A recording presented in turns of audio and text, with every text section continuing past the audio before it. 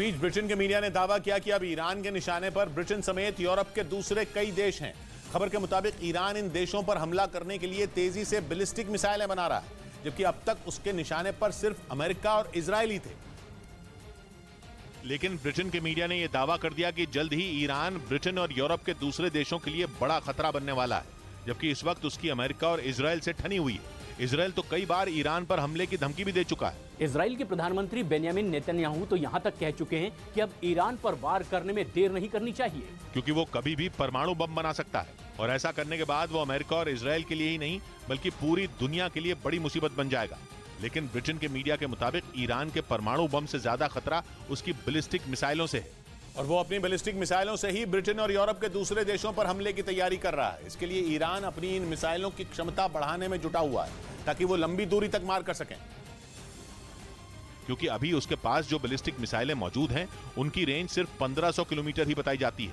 यानी ईरान चाहे भी तो ब्रिटेन को निशाना नहीं बना सकता, क्योंकि ब्रिटेन ईरान से करीब 5000 किलोमीटर दूर है। ऐसे में अगर ईरान को उसके ऊपर मिसाइलों से हमला बोलना है तो उसे उनकी क्षमता कई गुना बढ़ानी होगी। और ब्रिटेन के मीडिया के मुताबिक ईरान इस काम में तेजी से जुटा हुआ है, क्योंकि ब्रिटेन भी ईरान को परमाणु बम से दूर रहने की चेतावनी दे चुका है। वो साफ कह चुका है कि ईरान नहीं माना तो उस पर हमला कर दिया जाएगा। और ब्रिटेन की उस धमकी से ईरान का गुस्सा सातवें आसमान पर पहुंच गया, क्योंकि वो पहले ही ब्रिटेन से चिढ़ा बैठा है। ईरान का आरोप है कि ब्रिटेन ने उसके यहां हिजाब के विरोध में हो रहे प्रदर्शनों को भड़काया था, जिसके बाद ईरान ने भी ब्रिटेन को अंजाम भुगतने की धमकी दी थी।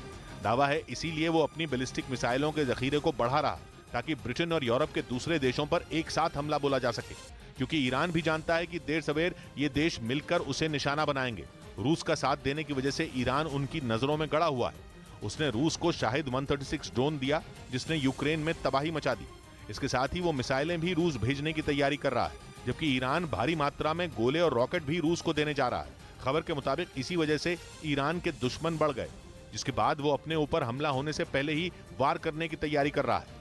इधर ईडी ने दिल्ली के आबकारी घोटाला मामले में तेलंगाना के मुख्यमंत्री के चंद्रशेखर राव की बेटी के कविता को 11 मार्च को पेश होने को कहा। इससे पहले के कविता ने ईडी के सामने पेश होने के लिए 7 दिन की छूट मांगी थी, लेकिन 7 दिन की छूट देने से ईडी ने इनकार कर दिया। अब आबकारी घोटाला मामले में के कविता को 11 मार्च को ईडी के सामने पेश होना होगा। इस मामले में ईडी ने एक दिन पहले ही के कविता को नोटिस जारी किया था, जिसके बाद उन्होंने ईडी से 7 दिन का वक्त मांगा था। उधर पाकिस्तानी तालिबान ने बलूचिस्तान में उसके खिलाफ लड़ने वाली बलूचिस्तान लेवीज फोर्स को चेतावनी दे डाली। उसने उसे एक संदेश भेजा, जिसकी एक्सक्लूसिव कॉपी न्यूज 18 के पास है, जिसमें बलूचिस्तान लेवीज फोर्स से 2 टूक कहा गया कि वो पाकिस्तान की सेना की ओर से ना लड़े, क्योंकि पाकिस्तान तालिबान नहीं चाहते कि बलूचिस्तान लेवीज फोर्स पाकिस्तान की सेना या फिर आईएसआई का साथ दे और बलूचिस्तान में उनके खिलाफ लड़े। न्यूज 18 के पास तहरीके तालिबान पाकिस्तान, जिसे पाकिस्तानी तालिबान भी कहते हैं, उनकी ओर से बलूचिस्तान लेवीज फोर्स को भेजे गए इस संदेश की एक्सक्लूसिव कॉपी है, जिसमें बलूचिस्तान लेवीज फोर्स को पाकिस्तान की सेना और वहां की खुफिया एजेंसी आईएसआई का साथ देने से रोका गया। और बलूचिस्तान लेवीज फोर्स को चेतावनी दी गई कि अगर उसने पाकिस्तान की सेना का साथ दिया तो पाकिस्तानी तालिबान उस पर हमला कर देंगे, जिसके लिए तहरीके तालिबान पाकिस्तान अपने मुजाहिदीन भेजेगा।